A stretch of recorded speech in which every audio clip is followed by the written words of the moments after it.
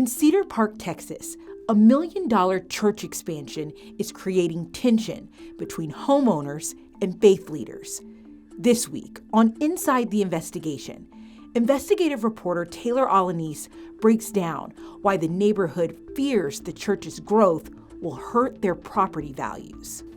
Welcome to Inside the Investigation. I'm Kelly Wiley, and I'm here with our newest investigator, Taylor Alanis. How are you? I'm doing really well, Kelly. I'm excited to be here, per usual. I mean, this is my second one only. Is it your second? Yes. Well, I'm excited to talk about this because every time you do these stories on property rights or eminent domain, we get so much engagement, so many people who are tuning in, even when it's not their neighborhood.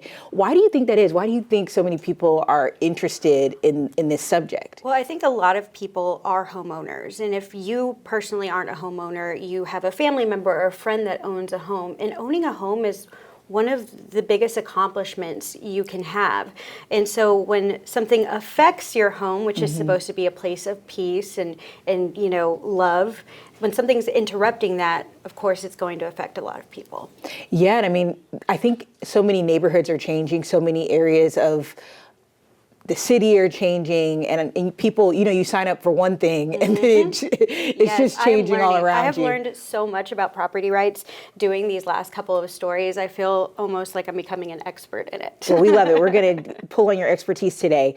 Your story focuses on a church that's expanding in Cedar Park, and homeowners are not happy about it, which is churches, you wouldn't necessarily think that would be the case, but why is that? Right. So they're worried about parking and traffic. This was a church that was in a small house, and then it decided to expand and build a bigger building. So when the homeowners found out about that, it wasn't through any kind of formal avenue. It wasn't until they saw these big trucks coming into their neighborhood, and the traffic's gotten worse, the parking's gotten worse, and now that there's an expansion, they're expecting more people to go to the church. So, give us an idea of this. How big is the church going to be? Like, how much bigger is it? It's big, and if you've seen the package, at first you'll see the church, but you don't really notice how big it is until you see the church's drone shots that they took of it. So it takes up about 3 lots, and it's just it looks just like it came out of the middle of nowhere because it is in like a residential neighborhood, and then you see this giant white $1 million building out of nowhere. What's the background? Why does the church want to expand? They have more membership. Why are they doing this? So, like I said, in 2009, they actually bought that land and they were operating out of a small house. It's called the St. Mary Romanian Orthodox Church. So it's a very niche church that didn't have a huge following at that point. But the priest told me that their intention was always to build a real Orthodox church. It was just a matter of time, fundraising, and growing their congregation.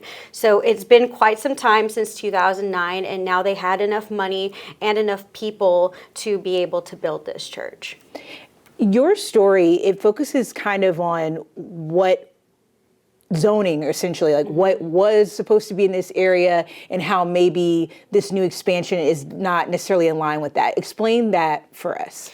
So in 2007, before the church owned this land, some neighbors decided they wanted to designate part of that land as an open space green belt, or what is commonly known as a green belt. And they wanted it as a kind of buffer between their homes and the residential area that's behind the neighborhood. Since then, there's been a Raising Cane's there. There's an H-E-B across the street. So there's been a lot of development to the side of the neighborhood, but not so much in the neighborhood. And this space was supposed to be a little bit of a buffer between that. So when the church came in and bought that land, they were operating out of a small home.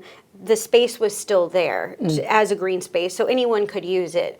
Well, now that the church expanded, they're using that green belt as part, I think half of the church is now built on that green belt. So there were some neighbors that were quite upset because they thought that this green belt should have been protected and should have remained there for their neighborhood.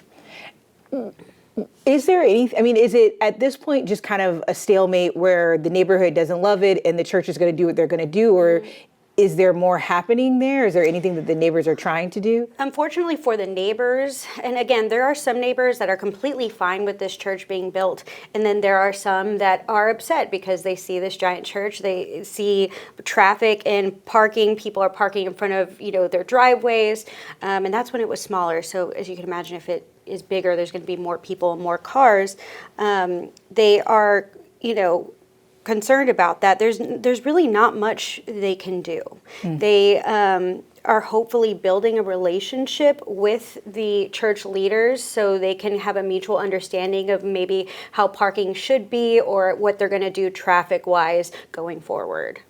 So I'm even thinking about where I live and my friends, like you were mentioning earlier, who are experiencing other versions of this wherever they're living. Is there a takeaway? And if so, what is that?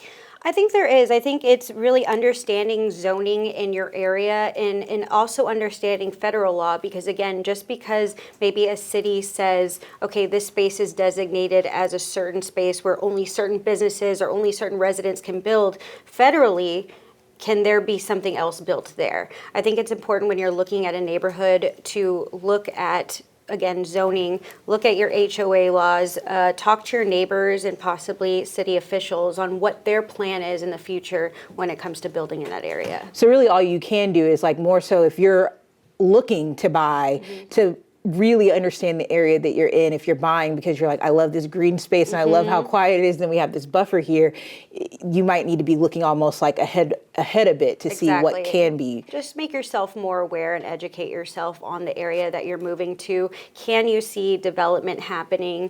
But in this case, it's kind of hard because they were, in a residential church. I'm sure they weren't expecting there to be a larger church in the future. So you never know.